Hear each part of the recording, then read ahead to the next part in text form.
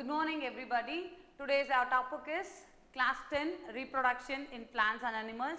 Today we are going to see a part of reproduction. The part 1 is introduction about that. So what does mean by reproduction, children? Giving an offspring, okay, next generation. So all the living things on the earth will give rise to the next generation of the same kind, in the sense, so humans will reproduce the humans, plants will reproduce the same kind of plant. So that reproduction is nothing but all the living things give rise to the offspring of same kind is known as reproduction. So here reproduction is of many types, so even the timing also will be differ. The time taken for the reproduction will be differ for each and every organism, that will not be same for all the things, right. So for example, you can see here yeast, bacteria, rat, cow, elephant, whatever the organism, living organism exists over the earth will have a great variation in the period of reproduction. Okay, some may give rise to, if you take some bacteria will give rise to within 20 minutes, but humans have taken 10 months to give a newborn, right. So that variation will be there in each and every organism. Okay. So the sexual reproduction means it has two types reproduction. One is sexual reproduction, another one is asexual reproduction. In sexual reproduction, the offspring produced by the fusion of male and female. In sexual, they need two kinds of gametes. One is from male, another one is from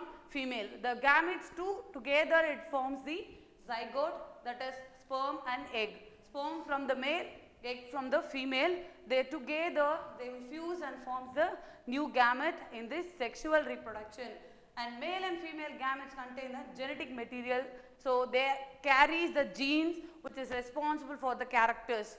So that gene will be transferred from the one generation to next generation. So we all are resemble of our some characters, some features of our body will be same to our parents. So it is because of the gene which carries the genetic material from our parents to us. Okay, so that is what here. The next generation will be the same type of offspring, right. So reproduction in plants. So first we are going to see about the reproduction in plants.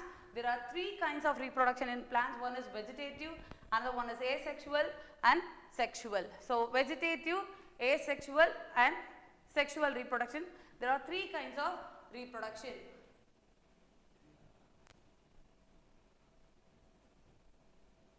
So first let us discuss about the vegetative reproduction. In the sense, there is no need of any gametes over here. So only the vegetative part of a plant will give rise to a next generation. Say for example, root, stem, leaf, bud. So any part of this from the plant will give rise to a next generation that grows and another new plant, dato plant. So it is called as vegetative reproduction. It has only mitotic cell division. We know that in the body parts only undergoes a mitotic cell division. So vegetative reproduction occurs due to the mitotic cell division. Here no gametes were required and there is no fusion of gametes also. The daughter plants are genetically, because one part of a parent plant is give rise to a daughter plant, so that the daughter plant will resemble the parent plant.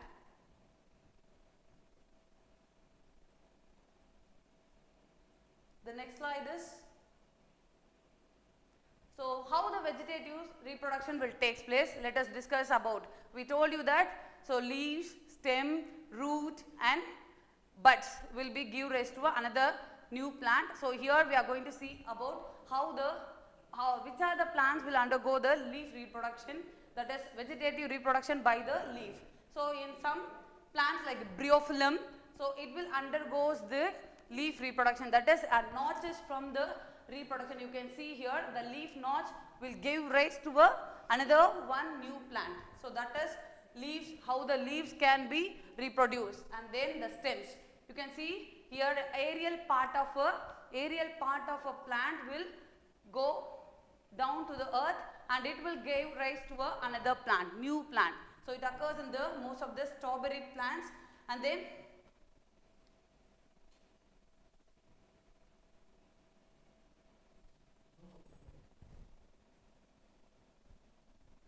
so the roots, so the tuberous roots, so which for, you can see, we know that tuberous plant, even the potato, sweet potato, all this comes under the roots. So this will give rise to, if you keep the potato for few days after buying from the market, so you can see the plants, a new arising of a leaves from the eyes of the potato. So that will give rise to a new plant. That is an example for here for the root propagation. And bulbils. Bulbils are nothing but the flower buds of a plant is modified into a new one. Okay, that is called as the buds of a flower is modified into globose bulb. So you can see here. So that is started growing as a new plant. So here it is a bulbils. Example for that is agave, right? Agave. Here there's another one type of asexual reproduction is fragmentation. Fragmentation is nothing but if the plant is standing over that will be divided into a different types of fragments, and each fragment is give rise to a new another daughter cell. So daughter plant, so that is known as fragmentation. You can see in detail here. In the filament, like algae, the filaments are broken into many fragments. You can see here, this is a spirogyral plant. So it is divided into each fragment that is broken into new fragments, that each fragment is give rise to another one new daughter plant. So this is what the fragmentation, right? Fragments. So the whole plant will be divided, segregated into a fragments, and each fragment is give rise to a new daughter cell. And then another one is fission. Fission in the sense in amoeba, you can take this, and you know, best example is amoeba. So this amoeba will undergo the fission, that is a mother cell. Here you can see the mother cell is start divided into two, the nucleus along with the cytoplasm. So it start dividing, and the one mother cell is give rise to two daughter cell. One mother cell is give rise to two daughter cell, and each daughter cell will remain as a two new amoeba, right? So each cell develop into new adult organism. Example for fission is amoeba. Another one is budding. The yeast is the best example for budding reproduction. You can see here a bud-like structure started growing from the mother yeast, and then the bud will grow, and each of the bud will segregate themselves from the mother bud, and it will give rise to a new plant, new yeast cell, right? The next is asexual reproduction is regeneration. Okay, so it is ability of the loss of body parts. Okay, you can see here. So you can take it as a planaria is a best example for regeneration. So that is regenerated. Okay, so that is loss of the body parts. You can see each part of a body is give rise to a new plant. So here, so takes by it is the ability of the lost body parts of an individual organism. It give rise to. You can see here it is a planaria. It has lost the plant body parts, and each plant can give rise to a new daughter plant. So this is what the regeneration. So you can see this kind of reproduction in hydra and planaria.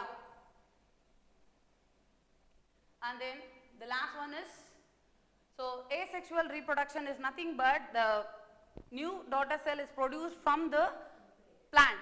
The parent cell produce agudhu, right? The one single cell, parent cell is divided into two.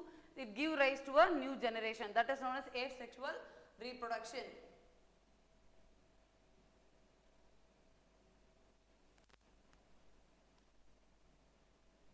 So spore formation is another type of asexual reproduction. Spore formation, you can take the fungi as a example over here. In that fungi, Rhizophus is the best example for spore forming fungi. So those spores forming fungi are reproduced by asexually by just producing the spores. Okay, the spores will be formed inside the sporangiospore, and when the unfavorable condition arises, the sporangium is burst out, and the spores will be released, and they will scattered all over the earth. Okay, all over the surface.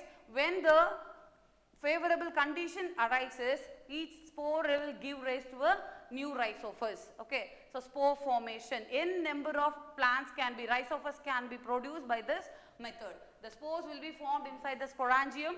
When the condition occurs, the sporangium will burst out and the spores will be released all over the surface, and wherever the spores are reaches, when the favorable condition occurs, so at the time it will give rise to a new spores. Okay. So this nucleus within the sporangium divides several times. That is what n number of spores will be produced over here. Okay. And then each nucleus of the small amount of cytoplasm.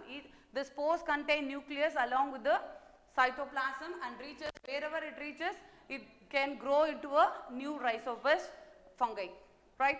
So that's all about this reproduction by vegetative and asexual. Okay. So we have seen only the definition for reproduction, what are the different types of reproduction. In that we have seen vegetative reproduction as well as the asexual reproduction. Next part we will discuss about the remaining children. Thank you so much for watching us. Thank you.